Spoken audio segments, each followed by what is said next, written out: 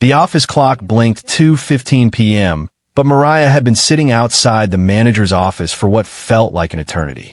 She shifted in her chair, trying to ignore the growing tension in her shoulders. The faint sound of typing from inside the office didn't make her feel any better. Every so often, the door would open slightly, just enough to show the manager's back disappearing down the hallway. Just a few more minutes, she muttered under her breath, though she knew she'd been saying that for over an hour. Inside, the manager, a sharply dressed man with an air of impatience, scrolled through emails like none of this mattered. She'll wait. She's always waiting, he muttered, tapping his pen against the mahogany desk. There was a sense of arrogance in his smirk, a belief that his time was the only time that mattered. He didn't notice the email notification that popped up, board visit today, 3 p.m., a detail that would soon come back to haunt him. Mariah's phone buzzed. She resisted checking it, forcing herself to stay composed. Her patience was thinning, but she held her chin high, refusing to rise in frustration. A passing colleague whispered, "He really has you waiting all this time?"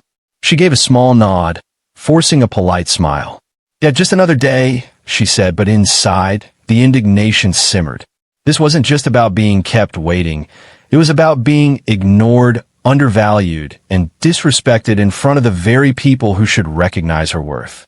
The clock ticked past 2:45 p.m., and the manager finally glanced up from his screen, only to see Mariah still sitting outside, calm but firm. He frowned. "Mariah, can you wait a little longer? I'm just finishing something," he called out without looking up fully.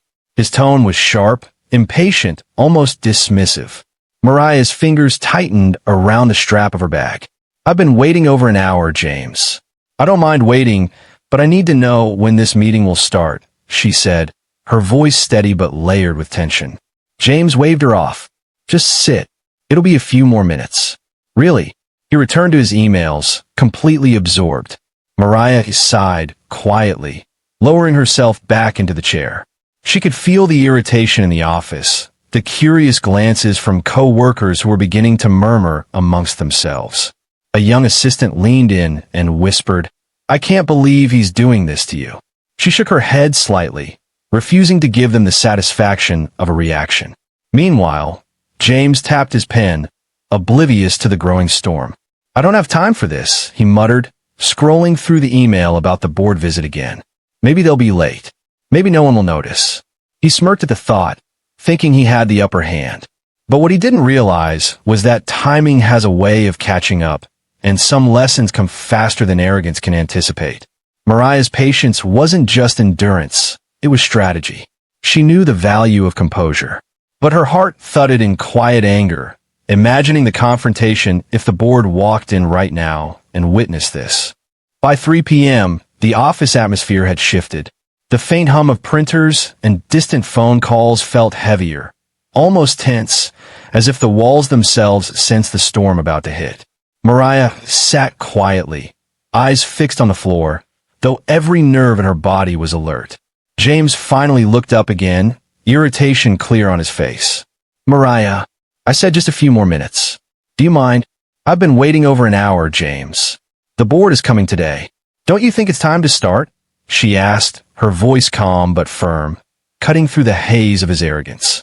He laughed dismissively, leaning back in his chair. "The board? They won't even notice. Besides, I have things to finish first." He waved at her vaguely, signaling that her presence wasn't a priority. Mariah clenched her fists quietly, holding back words that could have erupted in anger.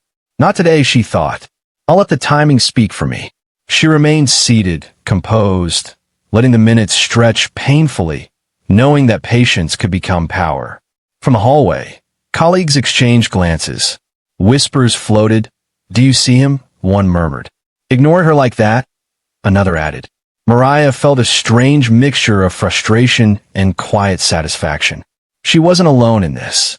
Others were silently observing, witnessing the disrespect. Just as James returned to his emails, a subtle change in the office energy caught him off guard. The front door opened. A faint echo of footsteps approached. He didn't look up immediately, confident in his little world of authority. But that confidence would soon be shattered. The footsteps grew louder, echoing through the hallway, sharp and purposeful. Mariah straightened slightly, a quiet determination in her posture. James finally glanced up, just as the office door swung open. The board had arrived. "Good afternoon," said the lead board member, a tall, authoritative woman with an air of scrutiny. "We're here for the scheduled review." Her eyes immediately swept across the office, landing on Mariah. A small pause, almost imperceptible, but enough to make James shift uncomfortably in his chair.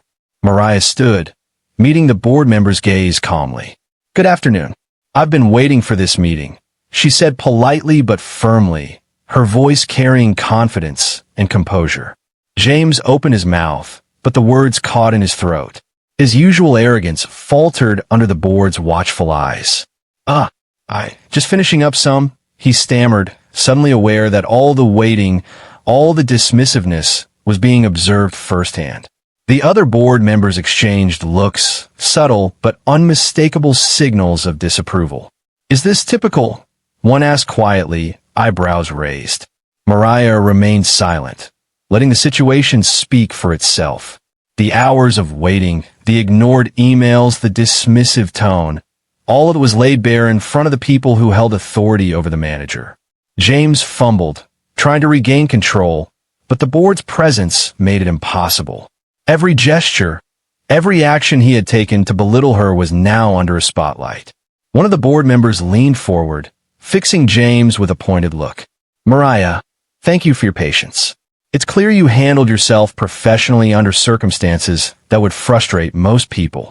James swallowed hard, his face paling as he realized the full weight of the situation. I didn't realize," he began, but the board member's raised eyebrow stopped him in his tracks. The room felt heavy with silence, every eye on him, every second stretching longer than the last. Mariah remained composed, her hands folded neatly in front of her. She felt a quiet vindication, the kind that comes not from shouting or confrontation, but from letting integrity speak for itself. She met James's gaze briefly, a flicker of calm, confidence passing between them. "I understand meetings can run long," she said softly, "but respect and punctuality go both ways." The lead board member nodded approvingly. "Exactly. Professionalism isn't just about results. It's about how you treat people while achieving them." She turned to James, her tone measured but firm. "This kind of behavior is unacceptable. We expect everyone to be treated with fairness, no exceptions." The other board members murmured in agreement, reinforcing the weight of the moment. James could feel the walls closing in, the humiliation sinking in. He had misjudged the day, misjudged her patience, and now there was no hiding from the consequences. Mariah felt a wave of relief mixed with pride.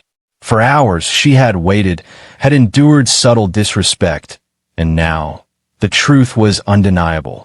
The board saw her professionalism, saw the arrogance she had endured, and recognized her worth. It wasn't just about being right. It was about showing that composure, patience, and dignity could outlast arrogance and entitlement. As James struggled for words, a colleague whispered to Mariah, "You handled that perfectly."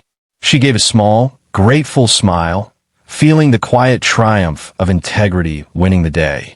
The board concluded the meeting, taking careful notes and asking questions that James struggled to answer. Every excuse he tried to make fell flat under the weight of their scrutiny. The humiliation was quiet but sharp, each word from the board cutting through the facade he had built. Mariah watched, composed, her heart still pounding from the intensity of the confrontation. She had stayed professional, calm, and patient, and now it mattered more than ever. Her silence had been louder than any angry words could have been. She felt a mixture of relief, pride, and a subtle thrill, vindication, earned through composure. As the board left, one of the members patted Mariah on the shoulder. "Thank you for handling yourself so well today," she said kindly. "You set the standard for professionalism, and it didn't go unnoticed." Mariah nodded, grateful but quietly confident. She had waited, endured, and now she had been recognized. James slumped back into his chair, staring at the empty office, his earlier arrogance replaced with shame. He had miscalculated, overlooked the value of respect, and now he faced consequences he couldn't escape. The lesson was clear. Patience, dignity, and professionalism speak louder than arrogance ever could. As Mariah gathered her things to leave, she glanced at the clock. It was nearly 4 p.m. She had waited for hours, but every second had mattered. Stepping out of the office, she felt a quiet sense of triumph. If you enjoyed this story and felt the tension, don't forget to hit like, subscribe, and comment your thoughts below. Have you ever witnessed someone get what they deserved at work? Share your story. We love reading them. And make sure to subscribe for more real-life stories that show patience, resilience, and justice in action.